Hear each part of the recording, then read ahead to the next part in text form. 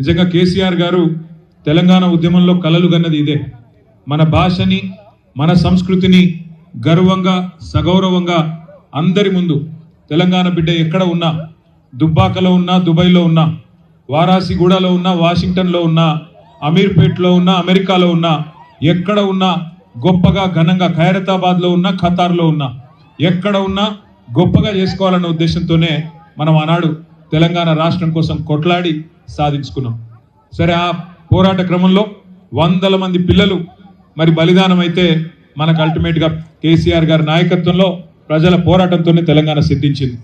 ఇవాళ ఇక్కడ మీరు పేర్చిన తంగేడు పూలను చూస్తుంటే ఒక్కొక్క అమరుడు నవ్వుతున్నట్టుగా మనందరికీ కూడా తెలంగాణ సాధిస్తున్న ప్రగతి పట్ల సంతోషంగా ఉన్నట్టుగా అనిపిస్తా ఉన్నది.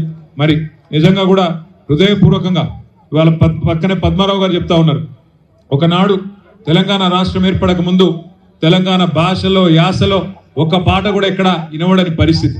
ఈరోజు పీపుల్స్ ప్లాజాలో మరి తప్పకుండా ఈ పీపుల్స్ ప్లాజాను కూడా మళ్ళీ మన గవర్నమెంట్ వచ్చినాక దీని పేరు కూడా బతుకమ్మ ప్లాజాగా మార్చుకుంటే బాగుంటుందేమో. శాశ్వతంగా బతుకమ్మకు వేదికగా ఈ ప్రాంగణాన్ని చేసుకుంటూ బతుకమ్మ ప్లాజాగా చేసుకుందాం. భవిష్యత్తులో మరింత ఉజ్వలంగా మన భాషని సంస్కృతిని కాపాడుకునే విధంగా ముందుకు పోదాం. మీరు వచ్చింది రాజకీయపరమైన ఉపన్యాసాలు వినడానికి కాదు, కానీ నేను చూస్తూ ఉంటే ఆ రామక్క పాటకి దేకులెంగే పాటకు కూడా మా ఆడబిడ్డలు ఏమీ తగ్గకుండా ధీటుగా మళ్ళీ కేసీఆర్ గారిని ముఖ్యమంత్రి చేసేదాకా, తెలంగాణ తల్లి చేతి నుండి బతుకమ్మను తొలగించిన దుర్మార్గుణ్ణి ఇక్కడి నుంచి తరిమి కొట్టేదాకా, తెలంగాణ తల్లి చేతుల్లో తిరిగి బతుకమ్మను పెట్టేదాకా మన పోరాటం ఆగొద్దు. ఇదే స్ఫూర్తితో మీ అందరి ఆశీర్వాదంతో ముందుకు పోతాం.